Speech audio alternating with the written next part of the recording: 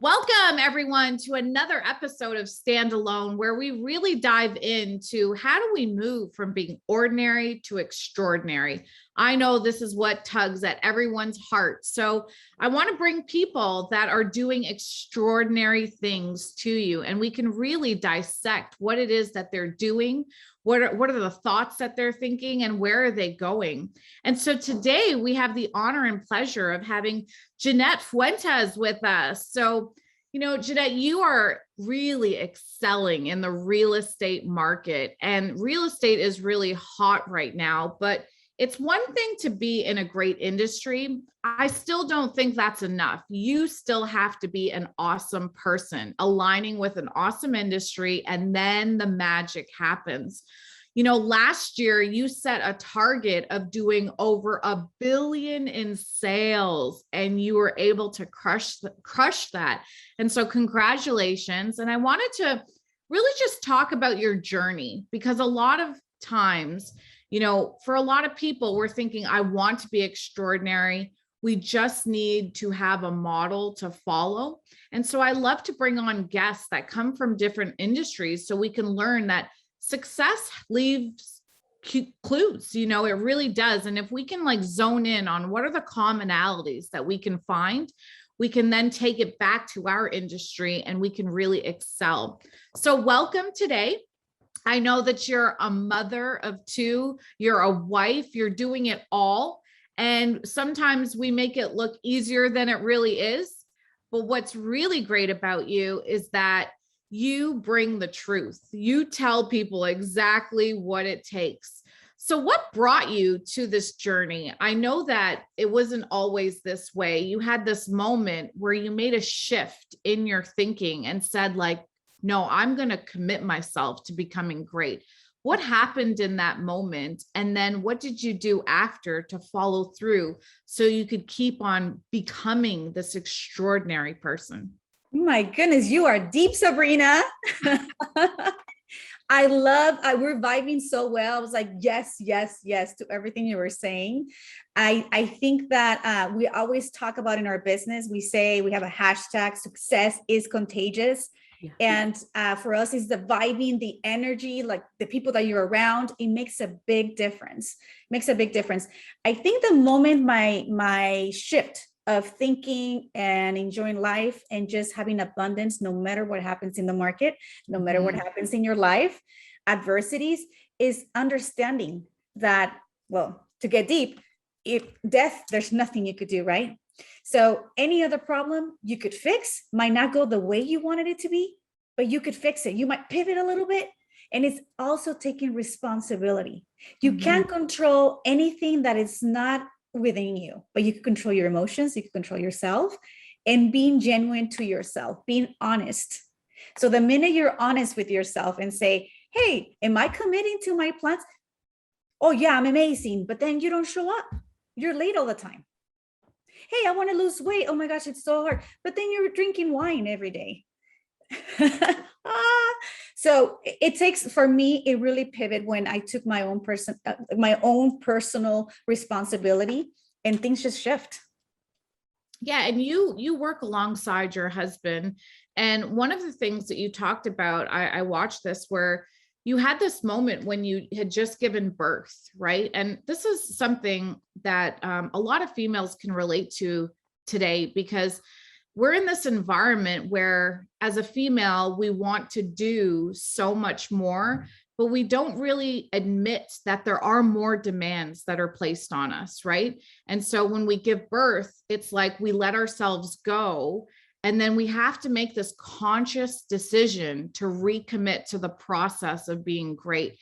How did you go through that? Because I have a large audience that we're entrepreneurs, but a lot of us deal with people that are juggling the family life and the business life, and we want to succeed at them both. And for a lot of men that are training with women, it's important that they understand how to deal with ladies that are going through this as well. If you can share that insight that you had, I think this is powerful for people to understand. Thank you for bringing me back to that, Sabrina, because that's when my business exploded. And that's where my confidence as a woman brought more into the table to my own business, because I've been in the business for about 16 years, my husband about 25. I've always been a business entrepreneur mindset, college graduate, right? But being single and then getting married. So it was all about, it was a new change being a mother.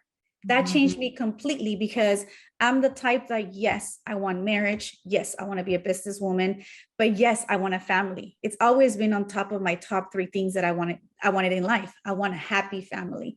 So when I got pregnant with my first baby, things completely changed for me, because I did struggle in having my baby and then saying, oh my gosh, am I going to go back to work? Am I going to put my baby girl? Am I working so hard? Is my job more important than my baby? Is my job more important? Am I going to put her on daycare? So I went once, I was breastfeeding. I think she was about 5 months, and we went to a little daycare just to test it out. And I'm watching her through the window.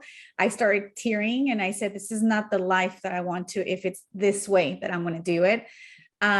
So it took me about 8 months to come back to work and put a plan together. I was so lucky enough that my mother was able to help me out, because I always wanted to have that warm and, with my babies, but also putting my business in plan. When I came back to the office, I was so determined, because I love conversations. I love just going with the flow. So let's say that you're at the office and something that might take you 30-minute conversation, for me could be an hour and a half back then. And now I was like more into a schedule.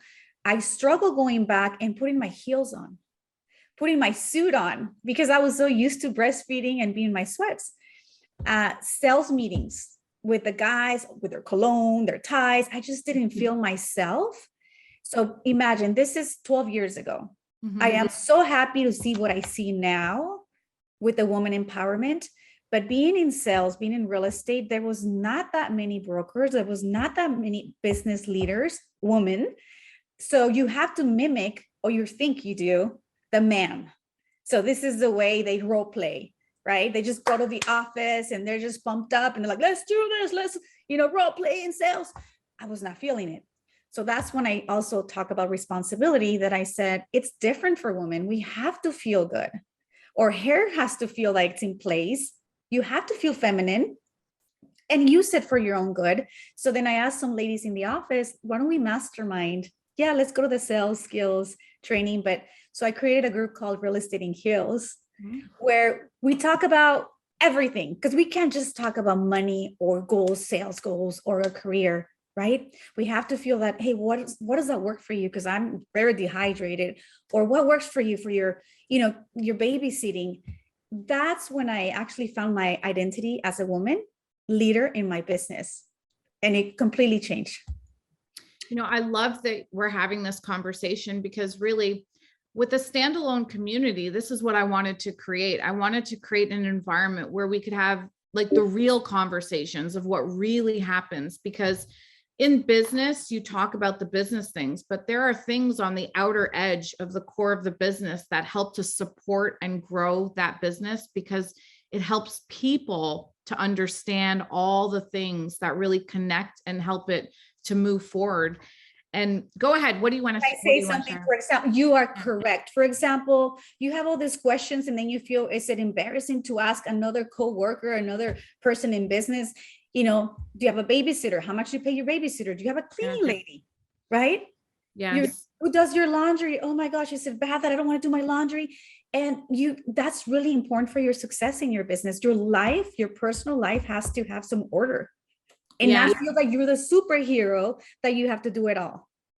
I love this. So, let's dive into this, because this is a conversation where people are not comfortable talking about this. And I'm really good at dealing with uncomfortable things. And I think as moms, we have to be good at dealing with uncomfortable things. But, when people always go into a meeting, what they're always doing is they're processing the information. They're saying, how does this make me get more sales? Well, if your family life is a hot mess, it will take away sales from you. If laundry is taking up space in your brain, right? Or you have the garage that's a mess, or you have, relationships that are unraveling, what will happen is it's starting to take away your energy. And if you're not managing your energy properly, then you don't have that energy to give to your business so that you can earn well.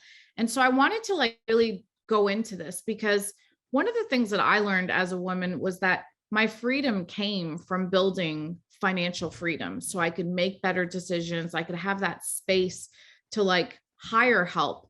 What advice would you give to especially new moms? I have women that come to me and I could see it in their eyes that they're hurting. It's a confusion that we all feel when we first have that child. And this is a space that we have to create for women so that they can go through it. But what advice would you really give to a woman in this time to know that it's not that you're choosing your family or your business? You have to learn how to navigate through it. What advice would you give to them?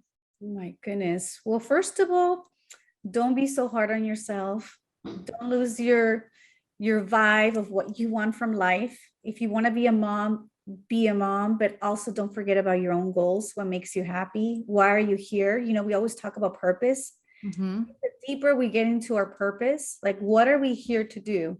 Not just to show off or to provide to your family, but what makes you happy on earth, like we don't know how long we're going to be here. And what are you showing your family, right? Is she always stressed out? Does she say, I have to go to work, I have to do this? Or is it by choice that you have to do it? This is powerful because, we often model what we see. And as I look back on my mother, I'm so grateful that my mother was a hard worker and I saw her manage a lot of very stressful situations, but she did it from a place of silent strength. She didn't, and that probably was eating at her at the time. But I went to work with her one day, Jeannette, and it was eye-opening to me because I saw how many hours my mom had to travel before she even got to work and then traveling back home. And so it made me realize, like, when my mom enters the house, she's already empty. Like and then she has to deal with all of us. Like, we want food, and then her husband, my father, all these things. So, how important is it for you to fill yourself up with good so that you have more to give? Because if we're coming from this place of just like, I'm giving my all, but I'm not replenishing myself, what does that do to us? I think it's so important, and it's a total journey, like you called it earlier, because you go to different stages. Yes. But you have to. I hear that the most successful people at least have 2 hours a day for their own time, their own sake, not talking to anybody. It's just what you want to do. So you are refreshed. So you are giving that fresh vibe, because it happens to everyone. You need to refresh so you could project your best self. You don't want to go home, and it happens to all of us. For me, when I feel like I have a really strong day that I had to deal with a lot of energies, it goes up and down, people that are rude, people that are crying, people that are drama. Imagine getting home. Sometimes I stay in the car. I like dancing. I put music. Sometimes I sneak into my room. Nobody notices I'm home, and I need at least 30 minutes to just like take off my shoes, put comfortable clothes. And all right, let me put my mom hat on before I go into, showing all the energy that you talked about that we get from the outer world. So it's really important to take care of yourself. Yeah. And I love that you're saying this, because literally when we change even how we're dressed, we understand like we're wearing a different hat now, and we have to literally become a different personality in that moment. And how important is that, especially being in business? Because, I was smiling when you were talking about a sales meeting and the guys are like, because that's a persona that we take on, and it's an energy that we take on to ourselves. But especially being a female, like, I love makeup, I love dressing up. I still want to have that to myself, but I can hang with the toughest men, like, don't get me wrong. Like, I'm not going to get intimidated by that. So I know that you're the same way, just everyone hear this number. We live in a world today where people are saying numbers and it's become so insignificant. But to do $1.3 billion in sales in a single year is not something small. There is a lot that has to be managed around that. So, what do you feel are things that you have to do to, when you go to work, what hat do you have to put on that, like, this is performance? I loved what you said. earlier where you said like, I don't have time to waste anymore. So if you have a point to make, get to it. I don't have 30 extra minutes anymore. Like, please just get to the point. What are some other things that you really notice about yourself that your family and your children have sharpened you up as a business owner to allow you to do more, not less? Yes, yes. And then finding your strengths, So in our business, it's real estate offices. We're doing investments, and we have an escrow company and all of that. But it's finding what you love to do, and it becomes genuine, and you just enjoy it. So not sure what your audience are, probably in different type of businesses, but our type of business, there's so many other offices, so much competition, so many people that we trained became successful, and then they become your competition, which is part of it. I actually feel excited to be part of that journey. So what is it? Why are they picking you? Why are you picking your company, right? People cannot duplicate being genuine and showing results.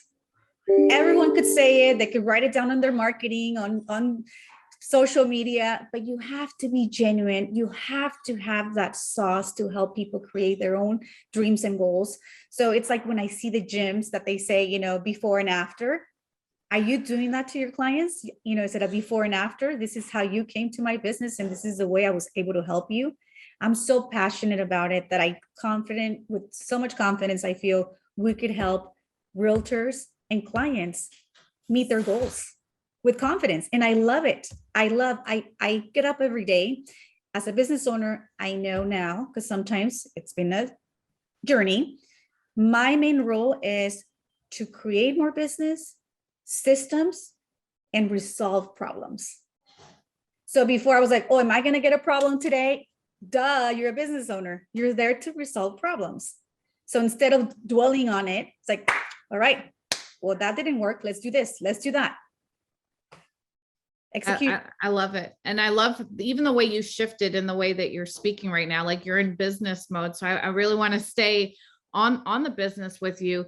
To manage what you guys manage, especially in real estate, right? There's a lot of things that have to come together for a sale to be made, right? It's not like someone says yes, they sign and it's done, and then you go to get another one.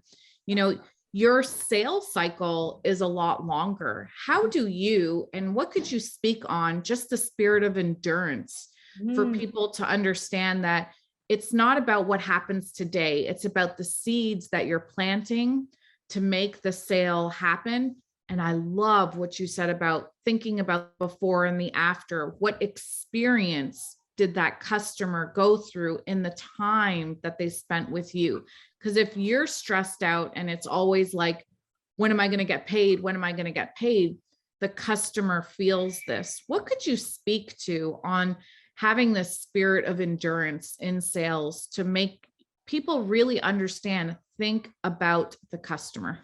100%. And like you said, they smell you, they know. Are you there to really help them, or are you there to make a commission? Yes. They just feel it. So for us, we have consumers, buyers and sellers, and then we also mentor and coach realtors. So same concept. They could feel if someone's just recruiting you, oh, this, as an agent, oh, this company just wants to recruit me. Or are you building a relationship? Are you really telling them, this is what I see in you, this is what I could help you do? And not be desperate. You're confident in what you have to offer. If it's a client that you're trying to help them, be honest. They know it, they feel it. We have so many clients that they say, you think I should buy now? Everyone's situation is different. We say, you know what, because of your situation, yes, your situation, you should wait. No, don't refi because of this, and that. And people want to see you more as an advisor. So change your role as an advisor of your own business. People really admire that. So I have a lady that I go for my Botox, and she's about 45 minutes away. And I have my fast one, oh, they're going to get mad at me, close by to my house, right? But when I go to my original lady, if they always try to sell you, do this, do that, you should do this. But I feel like they really just want to sell me all kinds of products. This lady that I drive far away, I'm like, hey, they told me that I should do fillers, because I never done fillers. I do Botox, that I should do this, that I should do that. And she goes, Jeannette, I don't want to mess up with your face. I think the Botox here and there, I like it. You should do lasers. She's not selling me. I was like, dang girl. Wow. I love that. And There's then a huge lesson there. Yeah. There's a huge lesson there because that shows that doctor, that, technician, they're a specialist at what they do because they're enhancing you instead of just, turning you into something that you're not. Yes. Yes. And then she says to me, she really studied me. She knows what I like. She goes, you're very animated, so I don't want to lose your emotions. I'm like, oh, please don't do that. So it's good to listen and see what's really take care of your clients. Yes. I wanted to touch on referrals with you because I know that in the real estate business, there are so many agents, right? And you have to offer, and you mentioned this, you have to offer a unique experience, because the true test of being in business is your ability to continuously grow and endure in business, right? Anyone can have a good year. Can you follow it up with another good year? Can you go through a bad year and then bounce back and then learn and regroup? That's a real test of entrepreneurship.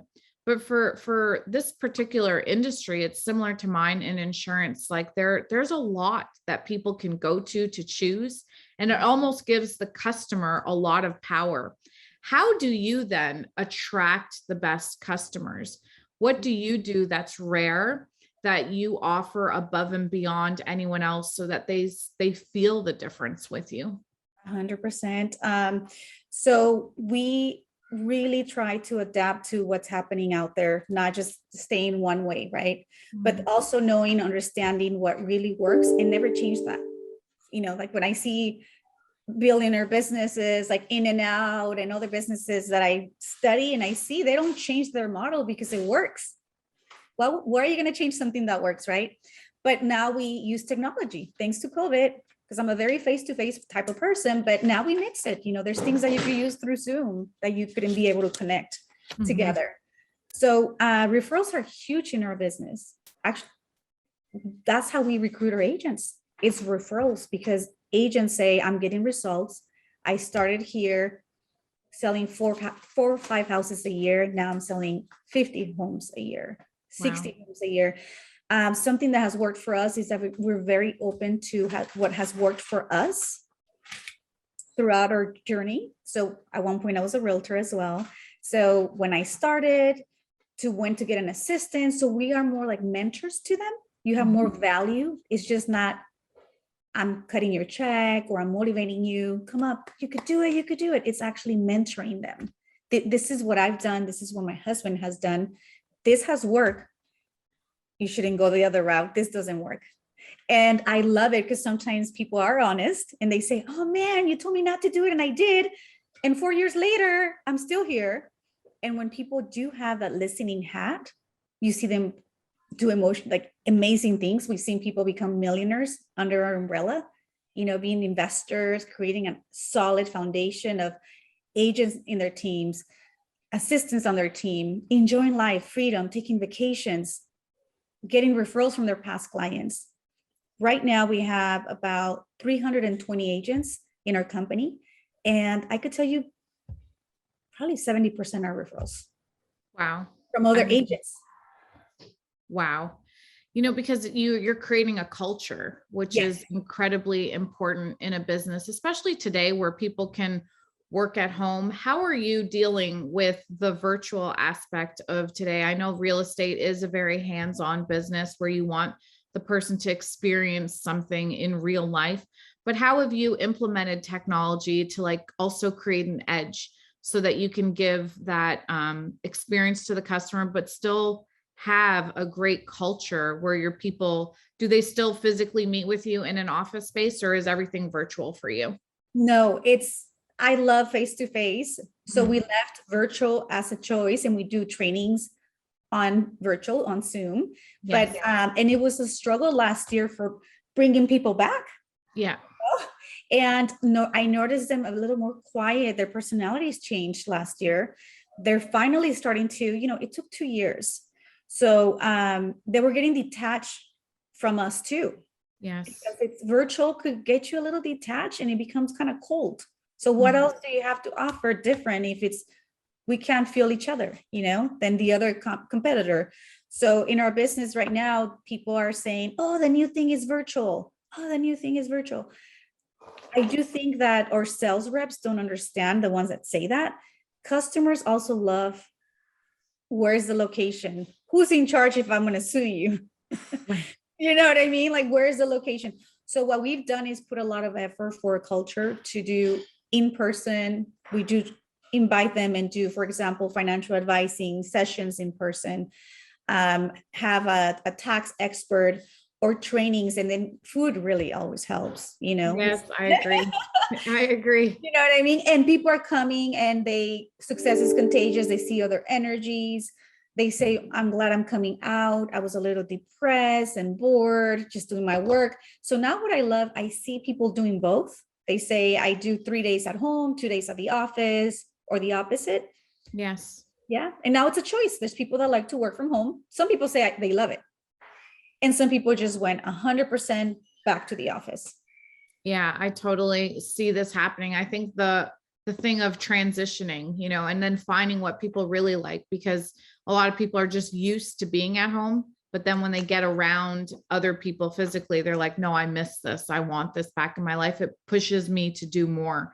And I need that. Some people need that more than others. You know what? But I do want to say this to business owners. I was a little more stubborn with my staff, like the virtual and the trust factor. Right. And I changed my mindset to, if you trust and they're doing their job, have them happy, whatever works for them. Mm-hmm. So now I'm glad that we had this transition, because a lot of people are happier. If you say, hey, you could work 3 days from the office, 2 from home, or vice versa. And sometimes they're like, I know I said 3 and 2, but you guys have so many events this week. Can I just work from the office? Of course. Yeah. But people are happier. Yeah. And it really is that control, for a lot of us, we had so much of our control taken away from us. So any other way that we could gain control, it was nice to have that ability to make choices, which I think a lot of people really appreciate. And you mentioned this word that I always talk about with everyone in business, trust, and this really aligns with culture. And it brings me to the next question that I wanted to ask you, because this is an environment today where a lot of people, everyone wants to be an entrepreneur. Everyone wants to have their own business. Everyone feels like, I want to be my own boss, make my own schedule, and not have to answer to anyone. And, Jeannette, I always tell everyone that doesn't exist. Like CEOs, people that are running their own company, we have to answer to everyone all the time. Like, we are actually answering to more people than you would imagine. Our freedom comes in different forms. It's not necessarily like free to do whatever we want, whenever we want. How do you, because it's something I believe that no matter what you're doing, you should have an entrepreneurial spirit. So even if you are like my staff, they operate like entrepreneurs, right? They are really, really diligent with what they do. The sales team, even though we're under a company, we all operate like entrepreneurs. And the same is true for you. There's a term, it's called intrapreneurs, where you're not necessarily like, this is my own business, but you're under an umbrella. How do you still manifest this entrepreneurial spirit, but still teach people that you still have to have order and structure and systems? It's not a free for all. You don't just get to do whatever you want, whenever you want. How do you manage both of those worlds? 100%. And I think it got more highlighted during these times of COVID and people having more freedom and saying, you should be your own boss. This is the time for you to do so. I think it's a total fine line. And you are 100%, because we always say, yeah, more money, more problems. So yeah, you own your business, but you're when everything's great, yay, right? But it takes a village to have that. Mm-hmm. But when things go down, they go to you. Like you say, you respond to everyone. So I had a situation where last year, our best year ever, sounds amazing. And it feels great to celebrate, but also you get things in your business. So I had a team of 4 people that work in the same department that just no notice and said, we're leaving and to be your competition staff. and they had imagine 1 billion, 1.4 cells, right? So a lot of files, they will handle the files. So at that time, my staff saw me probably sweating that those are buyers and sellers files in escrow.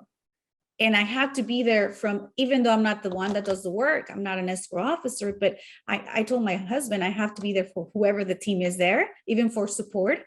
So I was there the first one, and I was getting home at 9, ordering lunch and dinner for everyone there. And it got really real to really, and then you get clients upset because things are not happening and they're screaming at you and you're the owner and I'm going to sue you and all that stuff. So it's a lot of responsibility that people should also pay attention, that it takes time. And if you're going to be a business owner, do it not because you want to be a boss or for the ego. It's just because you're great at what you do and you enjoy it and you can help people as well. Yeah. Because bad times will come. Yeah.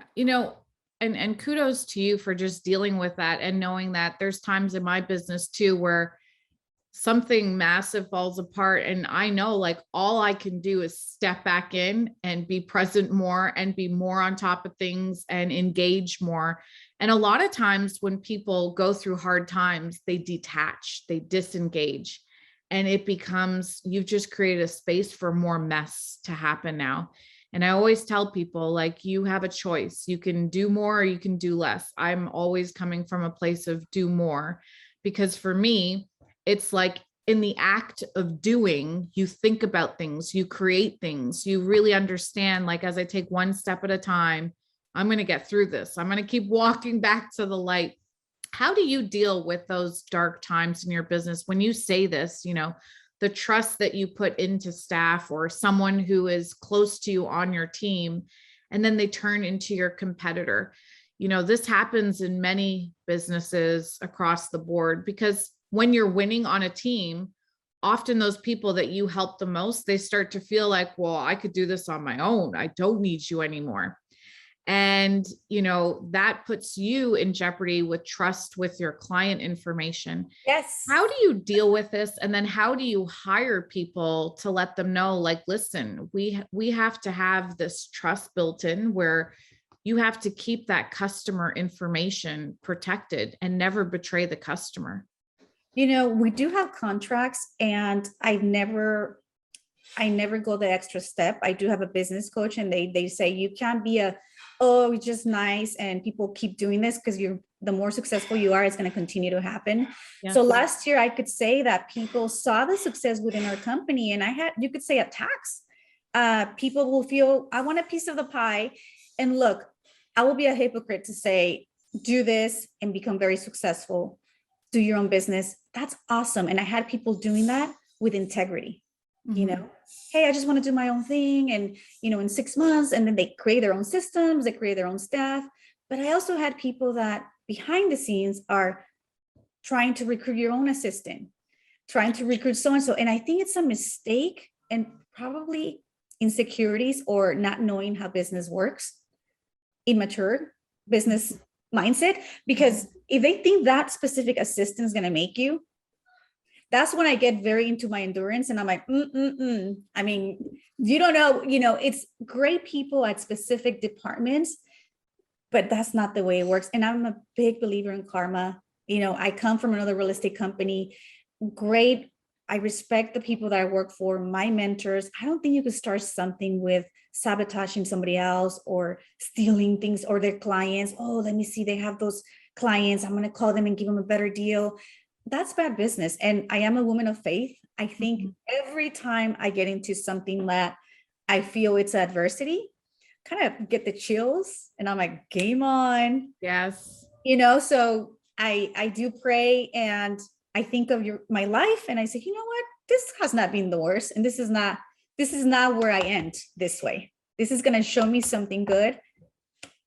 Pray. And it always works out, Sabrina. It always, you just become you have more wisdom to what's to come.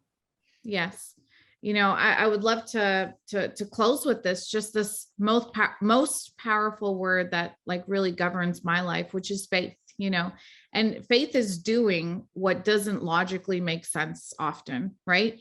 And, in those moments where it seems like everything is caving in on you, those are your moments to prove your faith and to make God look good.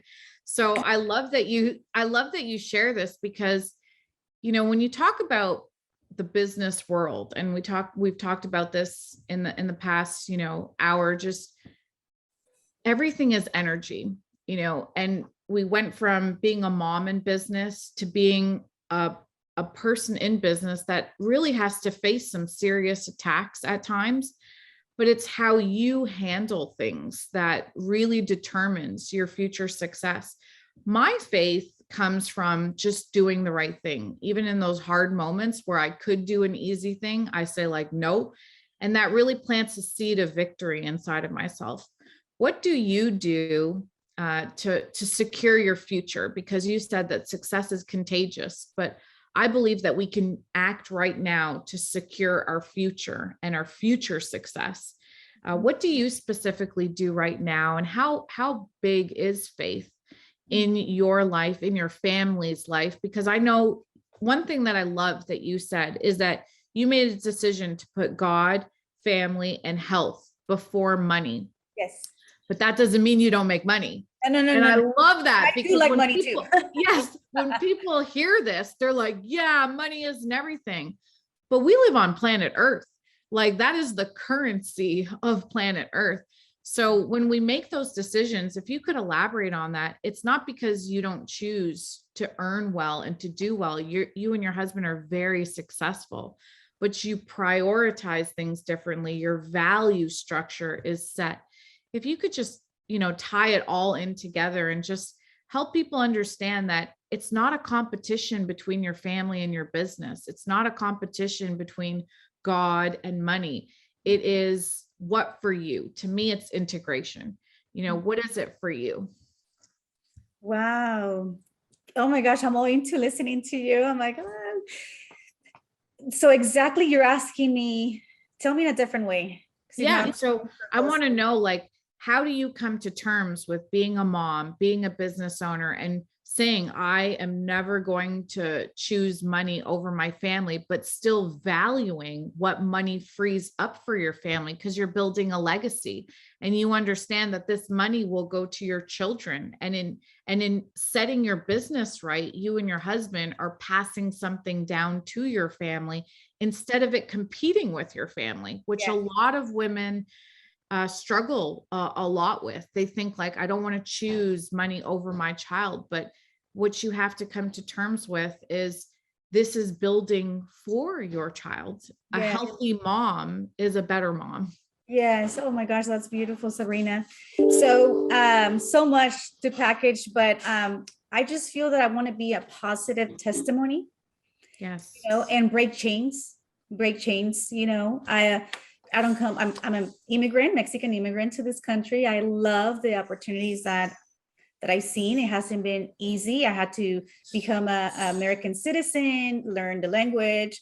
I saw my parents struggle, but they worked so hard. They always had their own entrepreneur mindset, and I saw a lot of things in my family, people that did have God in their like strong faith, and people that were lost, with different things, alcoholism, and people don't want to talk about your mindset, your brain, right? Psychology, things that people just say, oh, that person looks a little cuckoo or crazy. No, they're going through stuff. Now I'm like, maybe that person was bipolar, and it shouldn't be, oh my gosh, So for me, I want it all. I just want it all. I want to be a testimony. I want to show people that you could do what you want to do. You deserve to be happy. You could have it all. Don't jeopardize, like you said, right? For me, what I love, let's just say, about money is that it creates freedom for you. So there's people that love private planes. There's people that love amazing purses. I like some of that stuff too, but I think that I'm kind of buying my freedom. So in my business now, I rather get more help, more assistance at home. I have a tutor that helps my kids with their homework. And now it's a choice for me to show up and be like, let's review your project. But not that I have. So for me, is breaking the chains, having freedom and financial freedom, financial wealth that you could actually do good as well. I'm big in charity as well. It brings something to the table, not just to your family. And I just want my kids to see that they can have it all. I love this because I believe in your message, and I believe that you are a testimony of that. And I thank you for all the work that you do. I thank you for your example, because when you do well, Jeannette, you don't just inspire people within your industry and within your team. I believe that the world will know about you.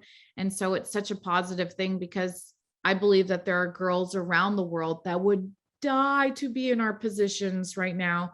And what we, juggle with in our minds, our problems are someone else's blessings, So Can I I love say that you're something? sharing So that. if you have young people in their 20s or in their, I'm not sure, with social media nowadays, but when you see people like Sabrina or myself, kids, marriage, if you don't have that, don't feel like your current situation determines who you're going to be. Just believe in yourself, have faith. Faith has been huge for me. I realized that, my father had issues, alcohol issues, and I saw things at home. But I realized that the Holy Spirit was always there, and that God was my father, always protecting me, always in crazy situations that I'm like, oh my goodness, you were always there. Duh, I had the best father. And knowing and ask forgiveness, forgive people, because they might have issues that you don't even know, but don't think this is not for me. Don't say I can't be Sabrina. I cannot be where Jeannette is with her positivity. Work on yourself. It takes work. It's not from one second to the other, and you are worth it. Do it. Amen. Thank you for your time today. God bless you. And thank you for the inspiration and the wisdom that you shared with us today. It will impact the lives of many. I am sure of it. Thank you. Thank you, Sabrina.